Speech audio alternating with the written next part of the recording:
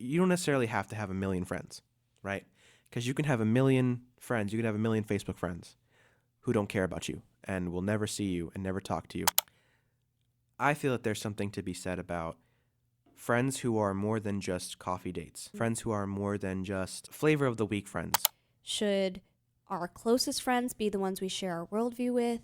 Even on the other side of the coin, like people who have different religions or lack thereof, should atheists prioritize relationships with the same worldview as them?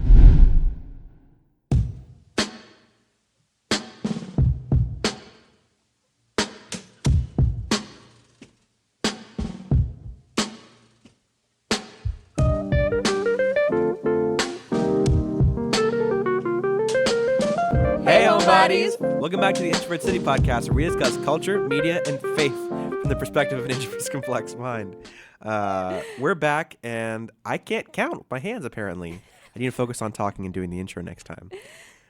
It's been a little bit, actually, since we've done just a you and I episode. Well, no, that's not true. We did do Growing Up Shy a few weeks ago, but it just feels like we've had so many guests that it's been a long time since we've done one of our original, like, sit, talk deeply, reflect type episodes. So I'm excited. Yeah, it has been a long time since. Seth? I'm so sorry. No, you were supposed to say I messed it up. No, I know. And Carina. And Carina. I messed up our intro. You're Seth, and I'm Carina. So how are you, Seth? I'm actually okay. I'm kind of tired.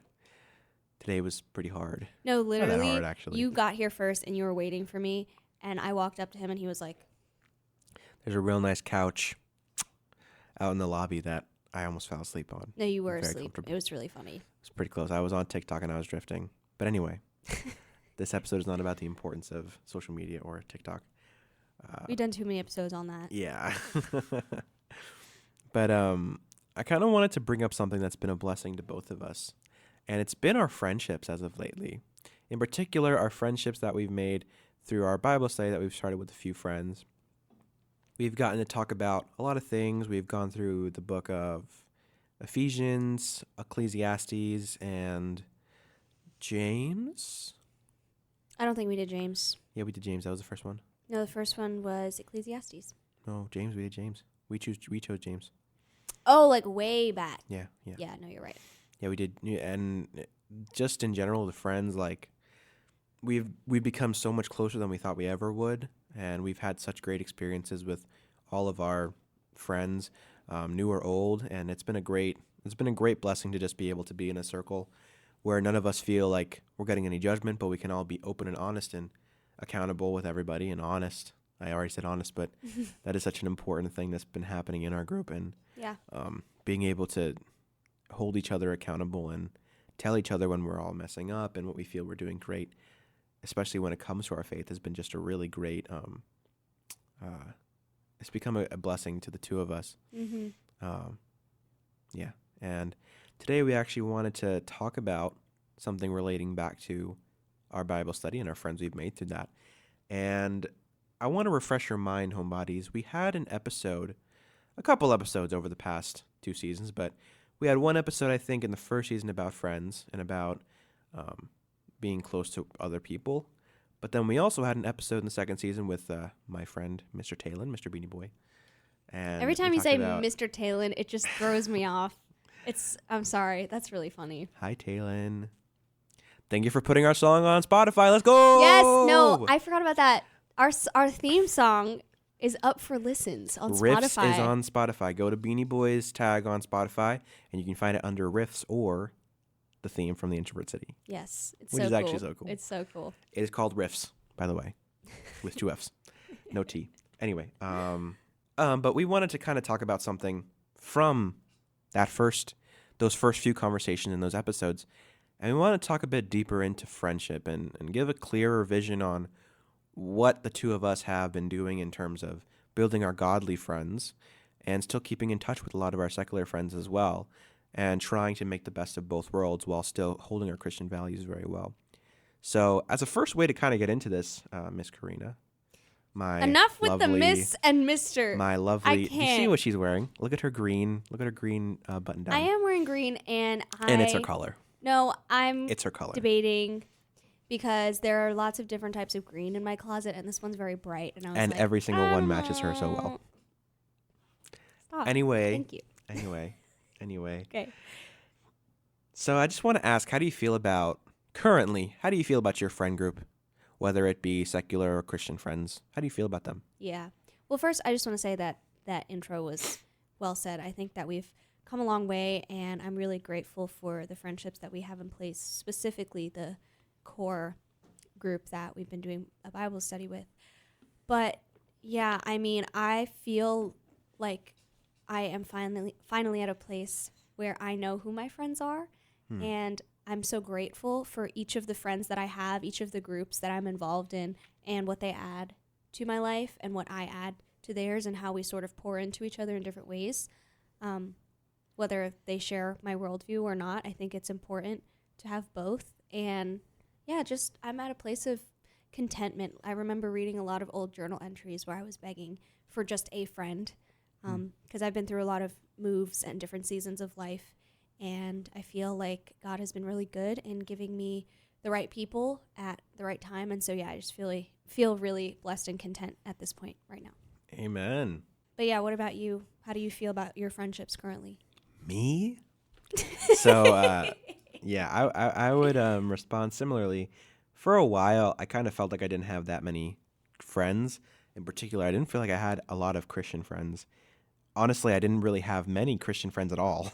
If I'm going to be straight with you, in like 2021, 2022 era. But thanks to my lovely co-host on the other side of the studio. You said that so fast. I actually got to meet some pretty awesome guys and some pretty awesome people through that, and some of those guys have become some of my best friends. You guys know who you are. Which is so crazy, because I remember bringing you to those events when I was in high school and being like, yeah, these are like my friends, and you connected so well with the guys of my friends, like my friends' boyfriends. We had all like just started dating. It was so cool, and it's so cool to see the evolution of that, and you guys still be so close. Yeah, and there's a lot of great friends that I still talk to from that, and people who I've loved deeply. People like, you guys met Josiah, you guys met Darian. There's other friends as well who you guys haven't met, but just really great friends that the two of us have gotten to be close with and learn more about, and it's been a great blessing, and they've been great friends that we're going to have for a long time, I hope. Yeah. I hope so. Yeah. But I would say, as in terms of my friendships right now, I have them. They're real. They're very genuine. I don't feel disconnected with many of my friends at the moment. There's definitely some lower issues that, just in terms of us being able to talk to each other all the time, because many of my friends are either in completely different fields, different parts of the city, state, country, or we're all just busy. We're adults. We're adult men. We're all hustling, if you know what I'm talking about. All the men who are listening, women too. Y'all can be girl bosses with us as well. But I would say in terms of my friendships, it's pretty good. All the people that I call friends, I feel comfortable calling them friends. All the people I have that I would call really great friends, I feel comfortable calling really great friends. And yeah, I don't have any plans to change my friendships, anytime soon. And I feel like I'm getting something out of all of them. Not just in like a, you give me and I give nothing back, but in a way that it's, what is it? Is it codependent or dependent, or what's the term? Codependent sounds right, but I also don't want to say the wrong thing. My friends and I, we depend on each other, like, yeah, there you go. If they massage my back, I massage theirs, type thing. Do you massage your friends' backs? It's just a form of speech. Yeah, but why'd you choose that one? Okay, if they buy me a Popeye's chicken sandwich, I'll buy them a Popeye's chicken sandwich. Okay, there you go. I mean, you can chicken sandwich. Let's go. You can massage each other's backs only in the context of the choir warm up when you do the train. Oh my and gosh. Everyone does the massages. Anyway, that was off topic. I'm sorry. I wanted to bring up something important when we talk about friends, because Christians, I guess, have a certain type of way they look at friends and what it means to be a friend, and what being friendly and what being, even for men or women, they have trouble making friends because so many Christians are either not too vulnerable enough, or too vulnerable. Some of y'all need to really chill out. We don't need to hear all your trauma in the first Oh my gosh. 5 minutes of meeting you. But at the same time, I feel that that there's a lot of Christians who just have trouble figuring out what friends they want and what friends are important. So I want to give you guys a verse from Ecclesiastes chapter 4, verses 9 to 12. It says here, 2 people are better than one, for they can help each other succeed. If one person falls, the other can reach out and help. But someone who falls alone is in real trouble. Likewise, 2 people lying close together can keep each other warm. But how can one be warm alone? A person standing alone can be attacked and even defeated, but 2 can stand back to back and conquer. 3 are even better, for a triple braided cord is not easily broken. Thank you, Jesus. That's so good. That's a great verse, by the way. A great couple of verses. And I wanted to point out something important that I find in there that's really amazing. Notice how it goes up from 1 to 3, and it keeps going up in numbers, right? Now, I don't think this necessarily...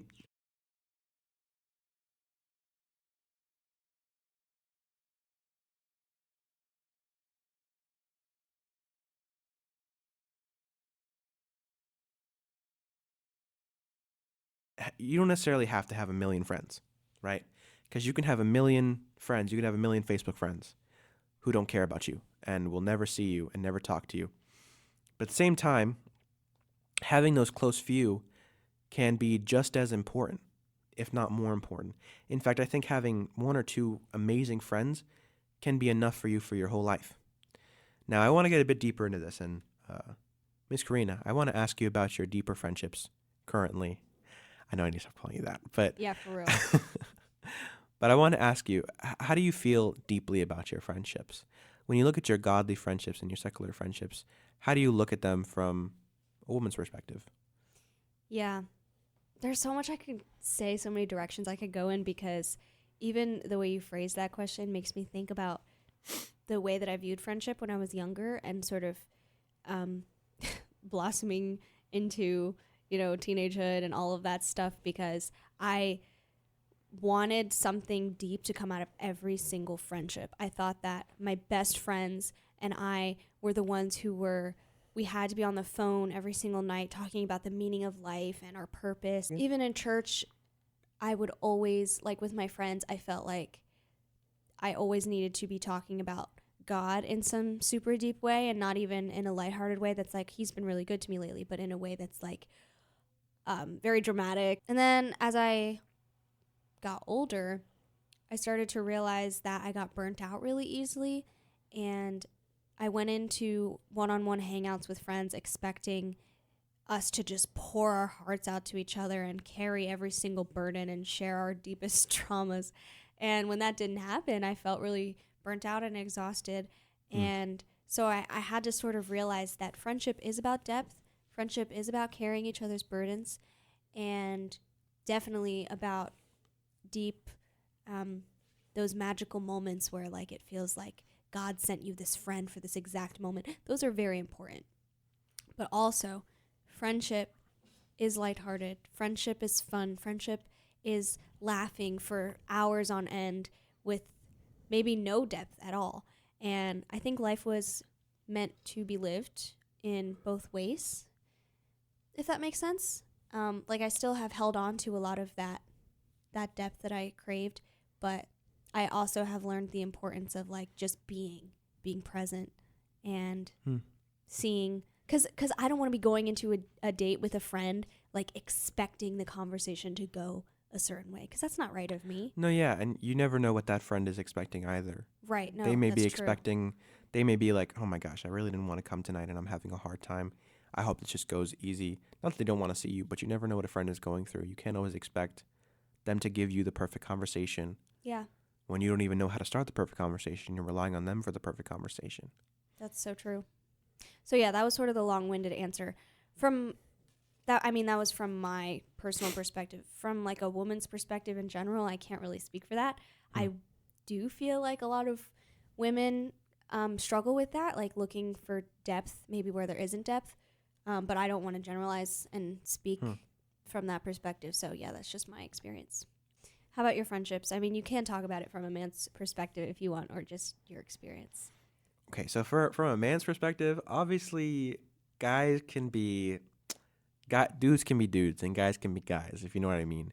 It's very hard, I think, for a lot of guys to have really deep connections. I saw this TikTok a little like a month, I want to say 2 months ago, and it was this guy who was like, "Yeah, my homies, we don't gotta know everything about each other, you know. Like one of my homies, like I learned his birthday the day before his birthday, you know, and we've been friends for years, and I'm like, what? What? That's a little Like weird. what? Yeah. You just learned that it was like that's ridiculous. That's I think a little ridiculous. But also I think that there's a lot of guys who just feel that, you know, they need to in order for other men to think something of them. That they need to tell these grandiose stories and tell them everything about themselves. When in reality, like, you don't need to be weird, dude. You can just talk about yourself. It's not egotistical to talk about yourself. I just want people to know that. It's a really quick side thing, but it's not egotistical to talk about yourself and talk about your successes. It's when you make those successes the focal point of the conversation and the focal point of your importance. Mm-hmm. I think so many men, in particular men, because I can't speak to women obviously, but I think men tend to be a little bit more goal oriented.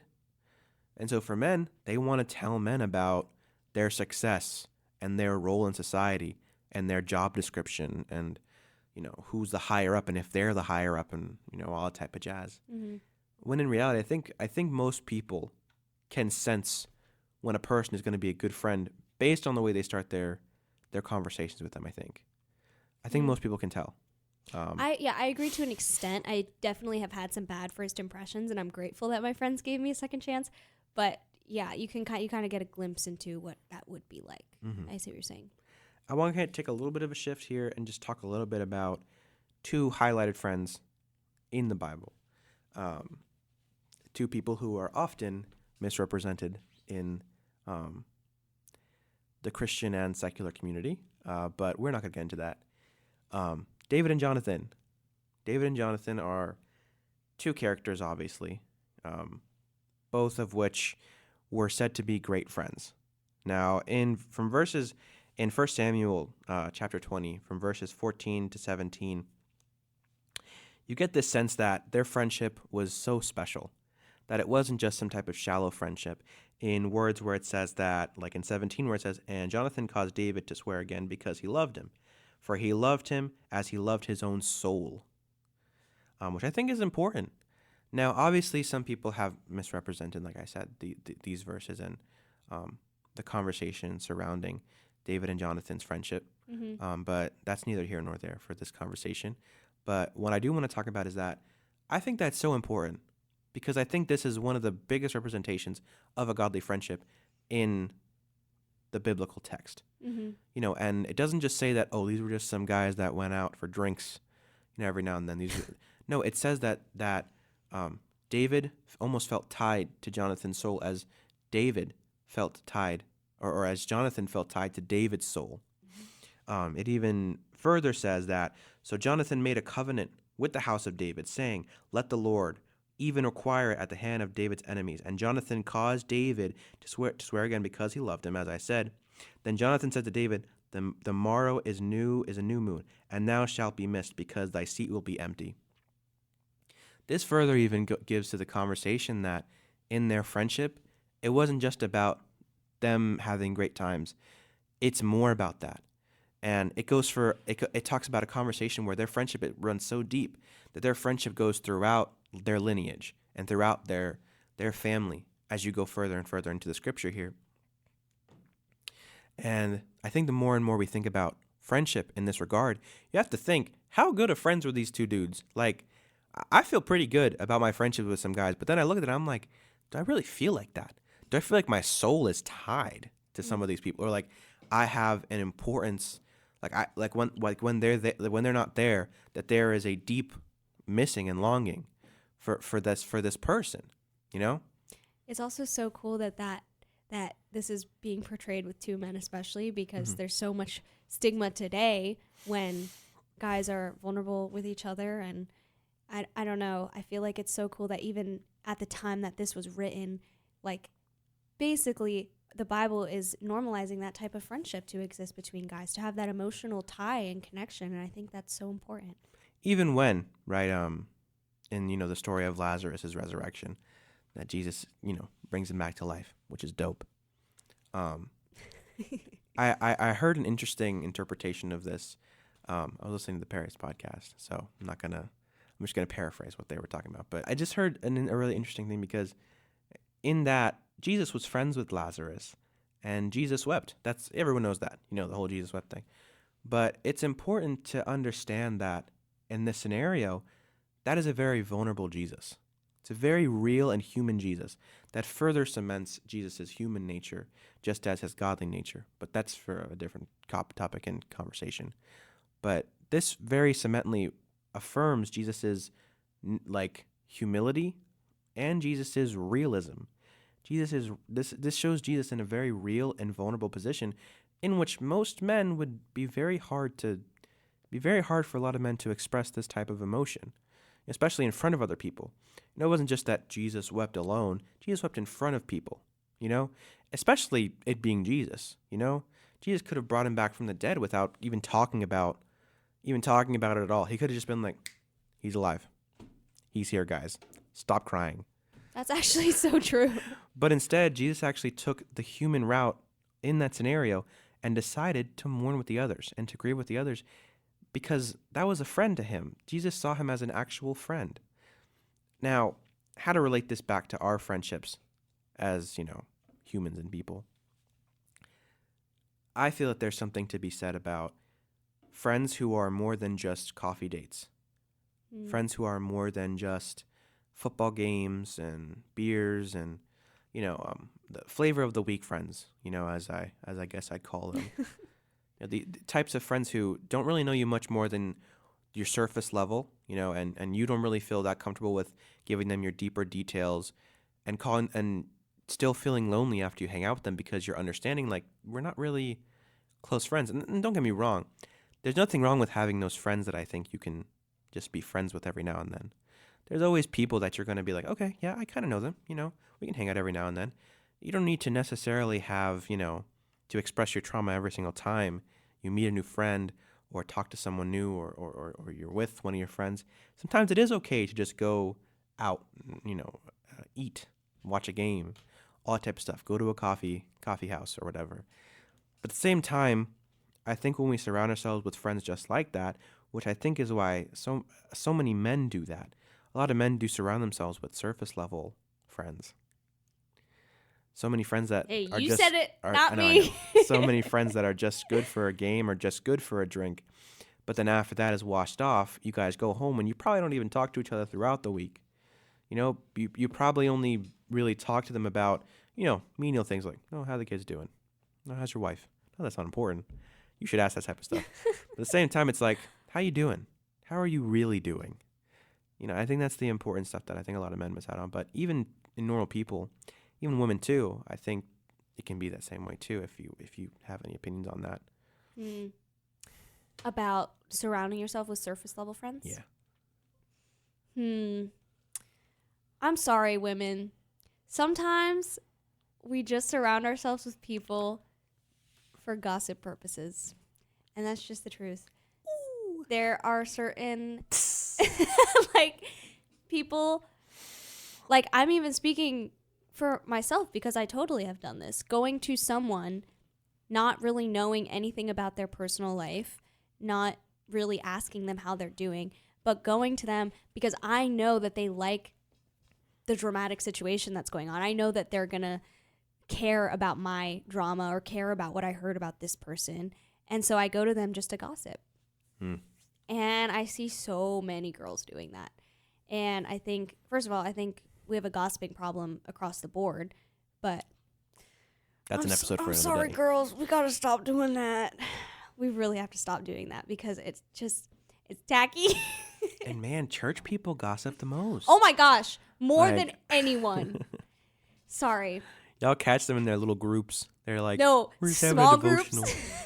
We're having a little devotional this morning. Oh my, yeah, okay. Anyway, I'm literally going to stop. I'm kidding. I'm messing around. I'm not Only kidding. half kidding.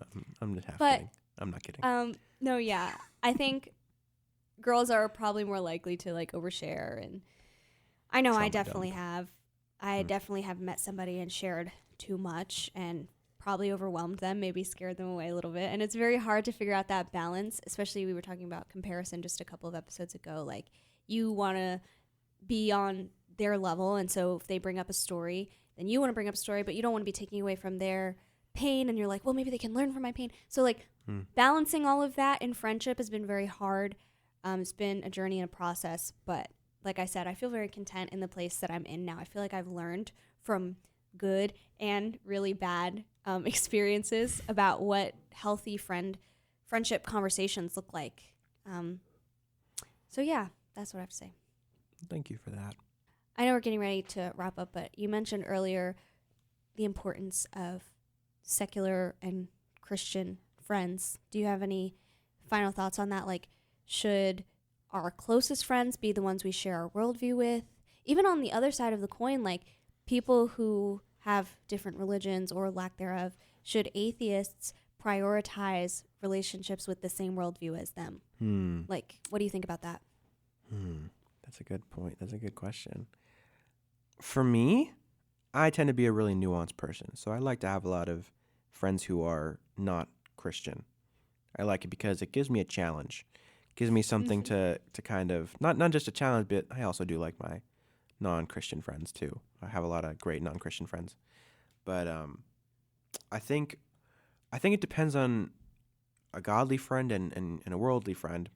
And I think sometimes those can be incredibly important to you because, for one, your worldly friend is going to be very opposing, maybe not to your Christian life, but is going to be a type of person who has a different mindset and different view on life. So you always kind of get to show them God through you, not to try and change them or to try and, make them a different person than they are, but to show them that, there is that, that you believe in God, of course, and that you are trying to embody Christ, on this earth as you walk.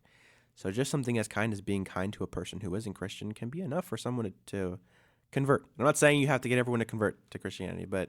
Or just to recognize that not all Christians are, horrible people who have hurt somebody. Like, I think a lot of times people need to see positive representation of people who love Jesus. Like, yeah, it's really, really sad that we're known for the things that we're known for the ways that we've hurt people, which just kills me. It makes me so sad that we're not known for the reasons that we love people. So yeah, I agree with that. And in closing, I just want to say, don't take me wrong here and just say, don't have godly friends or only have secular friends, have people that completely oppose your lifestyle, because there is a line that crosses, and that's up to you to ultimately discern. And that comes in between your relationship with you and God and your prayer life. But I think ultimately you need to look at, are these friends actually helping? Because sometimes a secular friend can help you out a lot. I have a lot of secular friends who are very respectful about my faith and my religion. And honestly, having those friendships helped me come back and help me realize that I was missing out on a lot. So I would say, homebodies, just understand your friends a little bit better. Yeah. And maybe you already understand them very well, but I would say to look deeper into your friends over like this next 2-week period until our next episode. Yeah, for sure. I just want to add, that was so good, that I think whatever your worldview is, if you truly believe in it with your whole heart and you're looking to deepen that worldview and to learn more about it, whatever it is, I think the people in your life who will pour into that should be not of priority, but just the main voices that you seek. If you have a specific issue, I think it's important to talk to someone of a similar worldview who can kind of walk you through that and guide you through that. I think that's so important. But I also agree with you that it's so important to have friends of all walks of life. It just teaches you so much about people in general, about people's tendencies, about the way the human mind works. So, yeah, for sure. I think keeping your circle of similar belief and then having friends from everywhere is essential. Very good. Very good, Carina. That was very good. That's all. We can close now. Well, you can find me at its_DANEYL. At Carina_B04. You can find us at _introvert_city on Instagram. You can also find us on TikTok and Facebook as well. Yes. Make sure to subscribe, hit that notification bell. Comment.